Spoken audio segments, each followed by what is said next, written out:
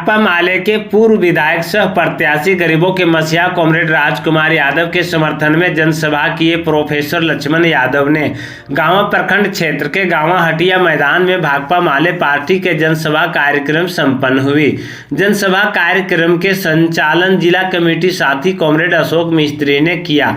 कार्यक्रम में बतौर मुख्य अतिथि प्रोफेसर लक्ष्मण यादव, वहीं धनवार पूर्व विधायक सह भाकपा माले प्रत्याशी गरीबों के मसीहा कॉमरेड राजकुमार यादव ने कार्यक्रम को संबोधित करते हुए कहा कि हमको विधायक बनाइए, हम फिर से 2014 से 19 तक जो विकास का गंगा बहाया था उसी प्रकार से फिर से हम विकास का गंगा बहाऊंगा। साथ ही साथ गद्दर में पावर ग्रिड चालू करवाऊंगा, गाँव में डिग्री कॉलेज, धनवार में पॉलिटेक्निकल कॉलेज का स्वीकृति करवाऊंगा एवं ढेबरा बालू भी हम DFO से आदेश करवाने का कार्य करूंगा। प्रोफेसर लक्ष्मण प्रसाद यादव ने कहा कि गरीब मजदूर की लड़ाई लोकतंत्र की लड़ाई लड़ते हैं राजकुमार यादव।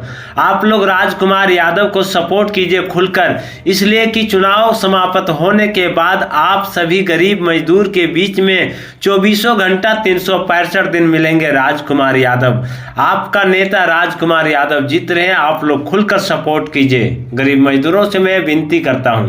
भारतीय जनता पार्टी को छोड़कर भाकपा माले में शामिल हुआ गुमगी से किशोरी राउत श्रवण यादव। मौके पर उपस्थित भाकपा माले पार्टी के राज्य कमेटी साथी BN सिंह, दिव्या भगत, जिला परिषद पवन चौधरी, प्रखंड सचिव नागेश्वर यादव, तीसरी प्रखंड सचिव भोला साहब, बबून राम, जिला कमेटी साथी जयनारायण यादव, मुन्ना राणा, अशोक मिस्त्री, अखिलेश यादव, सकलदेव यादव, चंदन यादव, धर्मेंद्र यादव, सुरेश रविदास, राजेंद्र यादव, संजय उर्फ समझू यादव, पप्पू यादव, जयराम यादव, अनिल यादव उर्फ वकील जी, आनंदी यादव, बालेश्वर यादव, लालू यादव, सुरेश यादव, प्रदीप यादव समेत हजारों की संख्या में लोगों उपस्थित।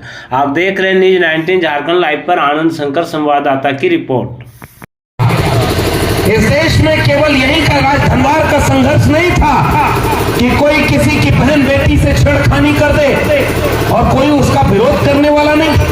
असल में भाइयों, इस देश का इतिहास यही रहा है कि मुट्ठी भर लोगों के हाथ में जब जब ताकत गई, उन लोगों ने बहुत बड़ी आबादी के लोगों को अपमानित किया, अन्याय किया।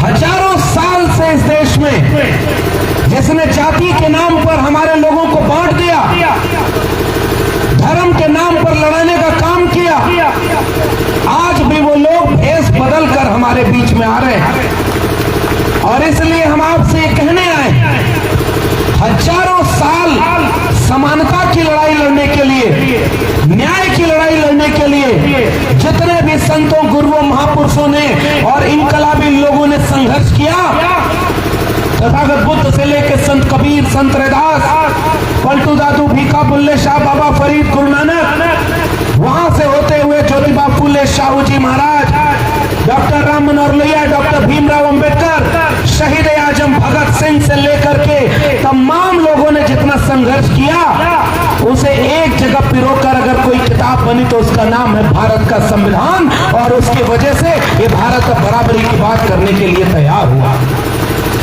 जब तक संविधान नहीं था, सबको वोट डालने का अधिकार था क्या?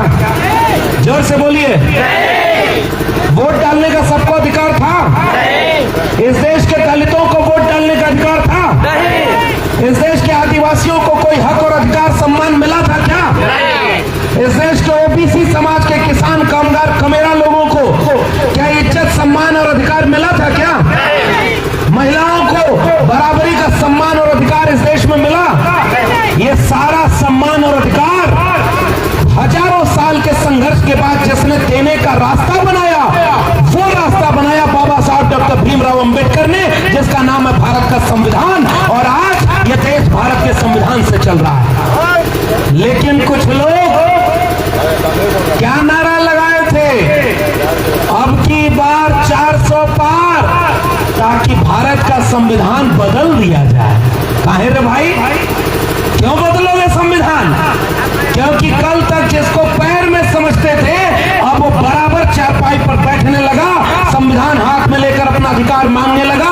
आपके इलाके में कोई अन्याय अत्याचार हुआ तो कोई कॉमरेड राजकुमार बनकर खड़ा हो गया, कोई लाल झंडा पकड़कर खड़ा हो गया और न्याय अधिकार के लिए ये सब कुछ संभव हुआ तो इस देश में बाबा साहब के संविधान से संभव हुआ है, इसलिए वो भारत का संविधान बदलना चाहते हैं। बताइए सही बात है कि नहीं? संविधान बदलने की बात किया था कि नहीं?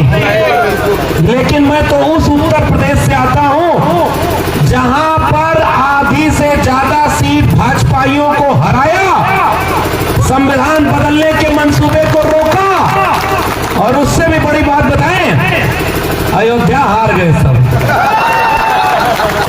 भाई समझ रहे हैं ना? 3 दशक तक जिसके नाम पर राजनीति किया, जिसके नाम, बाकी तो खत्म हो गया। उस समय ऑक्सीजन लेने के लिए पूछ रहे थे कि हिंदू का ऑक्सीजन है कि दलित का है कि पिछड़े का है, ओबीसी का है। खून जब चढ़ाते हो, ब्लड टेस्ट कराते हो कि जाति पूछते हो? लेकिन जब वोट देना होगा तो जाति देखकर क्यों वोट देना भाई? ये देखो, विचारधारा देखकर वोट दो, जो आपके बच्चों की शिक्षा के लिए बात करे, जो आपके बच्चों को रोजगार के लिए बात करे। अगर आपका विधायक वो होगा तो सदन में खड़े होकर यहाँ के लोगों की शिक्षा और रोजगार की बात करे। जो बाहर से आया है, महंगी गाड़ी पर बैठकर आया है, फिर महंगी गाड़ी पर बैठकर लौट भी जाएगा। मानव कांशीराम एक नारा लगाया करते थे, अपने वोट को इज्जत से जोड़कर देखना, और इज्जत को कभी सौदा करके गिरवी में बेचा नहीं जाता, उसकी हिफाजत की जाती है। तो जेब भर के जो लोग आए हैं वो जेब भरने के लिए चले जाएंगे, याद रखिएगा। अपना वोट बेचने की बजाय, कभी कभी तो हमको लगता है कि अगर कुछ मिले तो लेके रख लीजिए, लेकिन समझते रहिए कि वोट कहां देना है। नंबर 7 3 तारा झंडे पर निशान, वहां वोट दे करके 5 साल निश्चिंत रहिएगा। और अगर बेच दीजिएगा वोट को तो 5 दिन भी निश्चित नहीं रह पाएंगे। गारंटी है? तो 5 साल में फायदा है कि 5 दिन में? जोर से बोलिए। 5 साल जिसका फायदा लेना है उसको वोट देना सही है कि जिससे 5 दिन तक रोज रात को चांदनी हो जाए। ये और चलता है लेकर के एकदम दिन चलता है। अरे भाई हमारो घर ढेर दूर थोड़े बा, भोजपुरी समझ में आती है? बताइए। तो बेचा नहीं जाता है, इसलिए झूठ और लूट को पहचाना जाता है। वहां के लोगों, मैं 1500 किलोमीटर दूर से आपसे क्या निवेदन करने आया हूं। शिक्षा बेच दी गई है, ये बात मैं बताने आया हूं। कभी मौका मिले तो मेरी प्रोफेसर की डायरी को खरीद कर पढ़िएगा, ऑनलाइन भी मिल रही है। पढ़े हैं, देखिए यहीं लेकर के बैठे। तो जब शिक्षा बिक गई, अभी भोजपुरी में वो गीत हमको बड़ा निक लगे। भोजपुरी समझ लेते हैं ना? नून तेल खा के भले जिंदगी बीतई है, अपने न पढ़ला मगर बचवन के पढ़ैया। समझ रहे ना? नून तेल खा के भले जिंदगी बीतई है, अपने न पढ़ला मगर बचवन के पढ़ैया। पढ़ा लिखा भैया कलमिये में जान बा, पढ़ लिख के ही केहू बनल महान बा। पढ़ा लिखा भैया कलमिये में जान बा। महान बनना छोड़िए, कितने लोग यहाँ से विदेश में पढ़ाई करने जा पा रहे हैं। और जितना नेता सभा के धर्म के नाम पर लड़ाता है, उनका बेटा बेटी आता है धर्म के नाम पर लड़ने, उनका बेटा बेटी तो विदेश में पढ़ाई कर रहा है।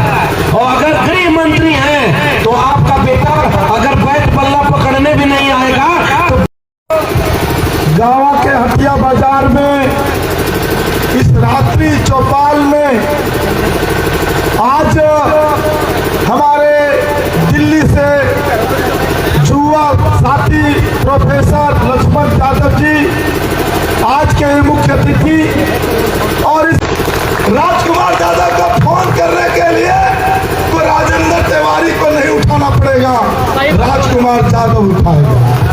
लेकिन आप बाबूलाल मरांडी को वोट देंगे तो राजेंद्र तिवारी उठाएगा।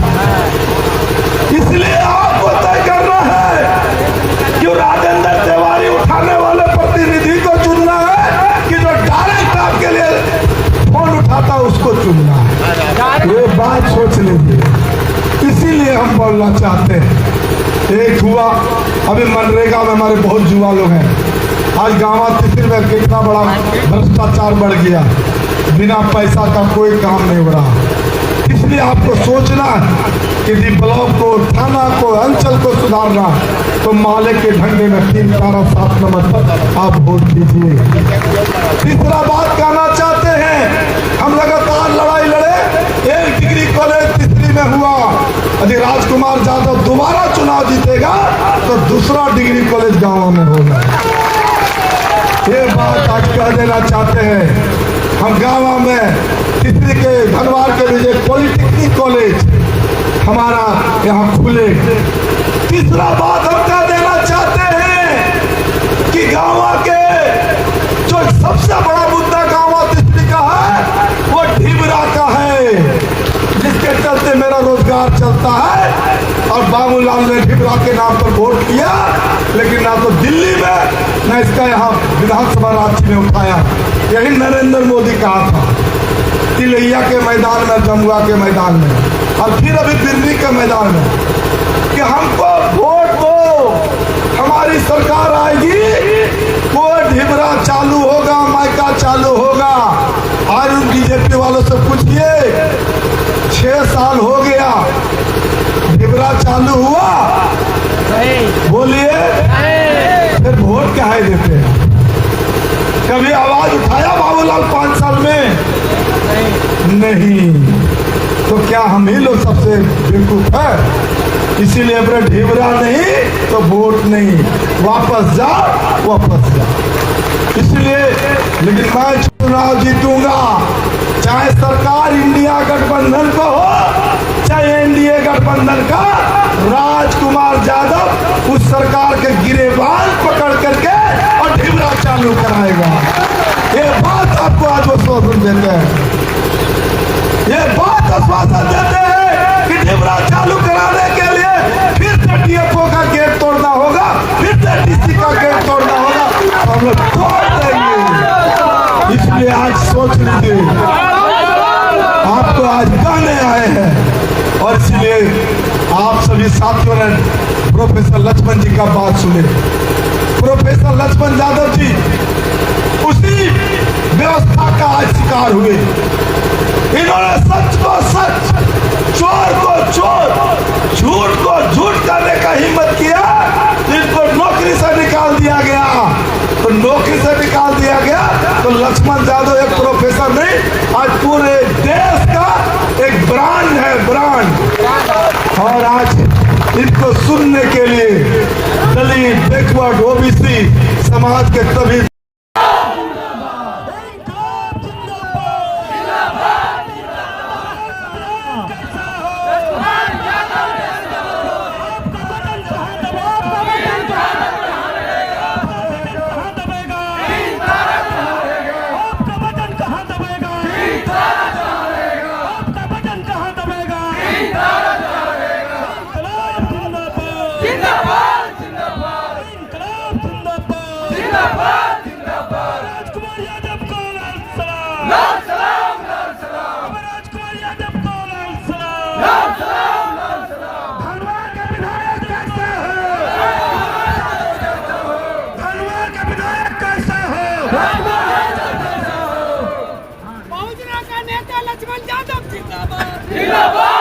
साथियों, एक सूचना है, भाजपा को लाल सलाम है आप लोगों को।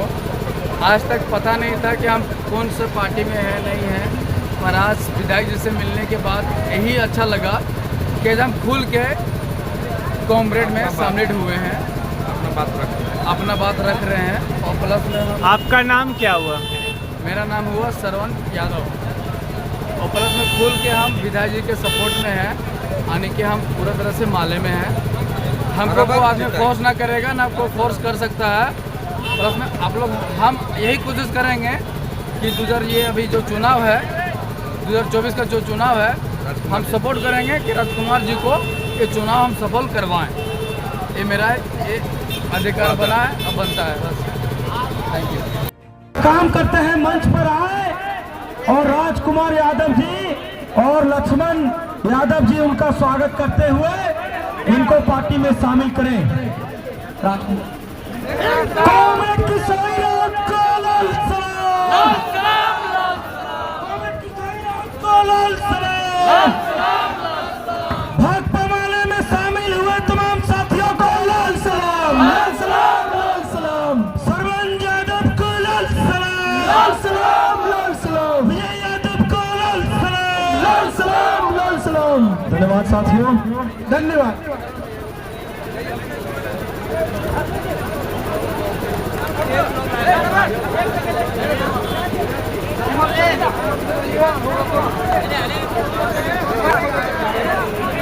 ठीक है